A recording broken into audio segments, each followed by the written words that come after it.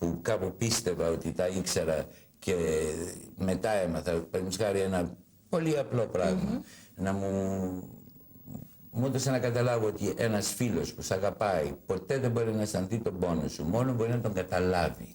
Μόνο ψυχαναλυτής, συνεπώς, έτσι. Λέει, μην περιμένεις από μένα να αισθανθώ αυτό που εσύ αισθάνεσαι. Αν μπορώ να το καταλάβω κιόλας, έχεις κάτι, ένα μεγάλο μέρος του. Μέχρι τότε νόμιζα ότι ο φίλος μου πρέπει να υποφέρει μαζί μου, πρέπει να είναι το... Μα γιατί να υποφέρει? Σου έκανε καλό η ψυχανάλυση. Κοίταξε, δεν έχω σκοτώσει κανέναν. Δεν έχω αυτοκτονήσει, ακόμα ζωντανός, όπως βλέπεις. Είναι καλό να μην έχει σκοτώσει, δηλαδή, το θεωρείς ότι είναι? Γιατί για μένα η ψυχανάλυση είναι μια... πρέπει να σε βοηθάει στο να ηρεμείς μέσα σου, στο να δέχεσαι το δυσαρμονικό, όχι στο να σκοτώνεις, να σκοτώσεις, γιατί όχι. Το πρώτο πράγμα που με έκανε να καταλάβω είναι το ότι δεν θα αλλάξω. Α, μπράβο αυτό. Ότι αυτό που είμαι για πάντα.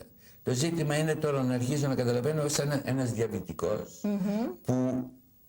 που πρέπει να μετράει του τα 10 μακαρόνια την ημέρα, τη ζάχαρη, αλλά όταν έχει ζάχαρη του στρίνει. Λοιπόν, να βρω το αντίστοιχο. Και εγώ βρήκα δουλειά. Η δουλειά είναι το αντίστοιχο της ζωής μου. Όσο δουλεύω όλα πάνε καλά. Τώρα βέβαια, είναι πολλές φορές που το έχω πει ότι πάμε έξω και περπατάμε στα ωραία ηλίσια πεδία και εκεί μπορούμε να φορέσουμε και μια υπέροχη καπελίνα και να είμαστε όσο απελευθερωμένοι θέλουμε, γιατί η πόλη αισθητικά και ιδεολογικά σε επηρεάζει. Το Παρίσι είναι μια μεγάλη ψυκάμινος. Μεταβολίζει τα πάντα, ρίχνει σκουπίδι, βγαίνει τέχνη. Εδώ τα μεγέθη είναι μικρά.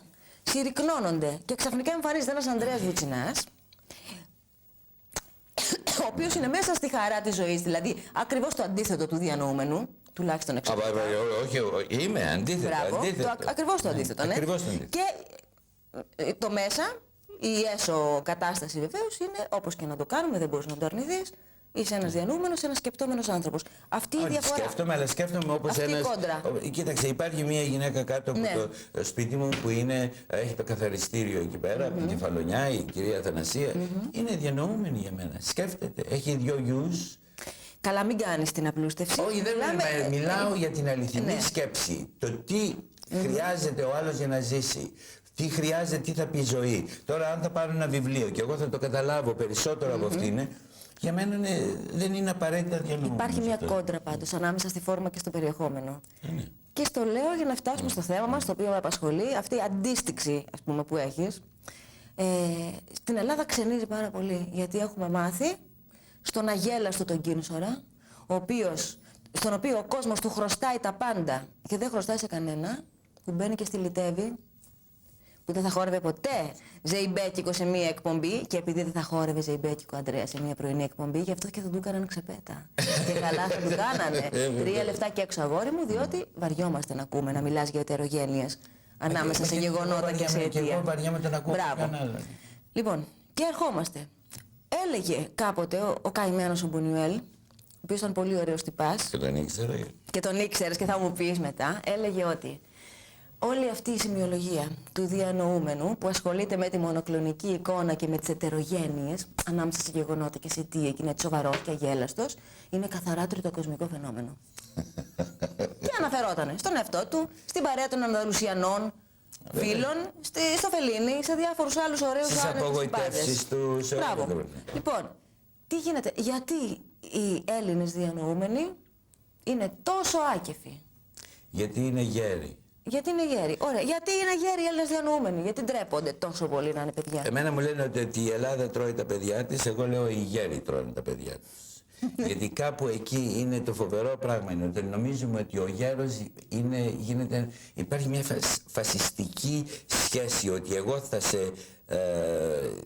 θα σε καταστρέψω, θα σε πνίξω, θα σε τελειώσω για να μην ζήσεις μετά από μένα. Ένας άνθρωπος, έναν άνθρωπο που του χρωστάμε όλη η Ελλάδα, του χρωστάει, του Κουν.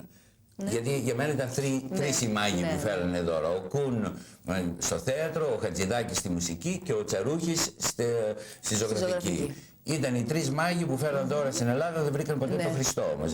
Γιατί δεν ξέρουν, δώσαν τα δώρα και χάθηκαν. Ένας άνθρωπος σαν τον Κουν, δεν είναι περίεργο ότι δεν ετοίμασε τίποτα να συνεχιστεί μετά από αυτόν. Μπορεί να μου πεις για το λαζάνι, για τους ανθρώπους που... Δεν είναι αληθινά. Δεν θα το πω, δεν θέλω να είμαι Κοίταξε, ακαδημαϊκή ναι. και θα πω ότι πραγματικά δεν ετοίμασε τίποτα. Δεν άφησε τίποτα. Το δέχομαι. Δεν είναι φοβερό αυτό το πράγμα. Δεν είναι φοβερό το ότι σήμερα, ενώ στην Αμερική είναι το αντίθετο. Βέβαια αυτό το τίποτα, Αντρέα, με συγχωρείς, ήθελα να κάνω μια μικρή παρέμβαση, είναι αυτή τη στιγμή ισχυρότερο από όλα τα άλλα τα δίθεν κάτι. Από όλα τα δίθεν επιχορηγούμενα κάτι. Ναι, γιατί υπάρχει και το παρελθόν. Γι' αυτό σου λέω δεν θέλω να πω ότι είναι τίποτα.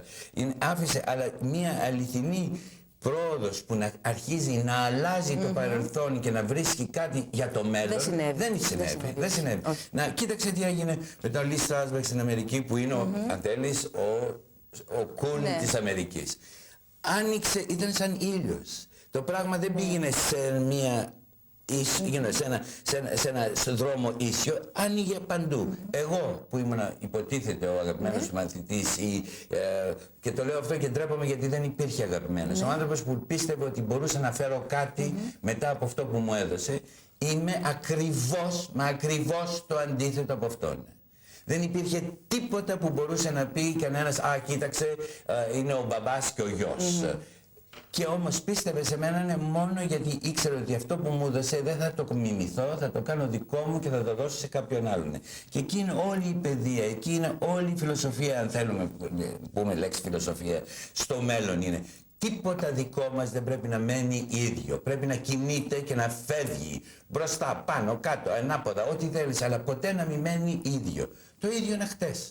Είναι αυτό που όταν με κατηγορείς να λες για την Ελένη, 12 χρόνια πριν, δεν είναι φοβερό, 12 χρόνια πριν. Καταπληκτική Ελένη του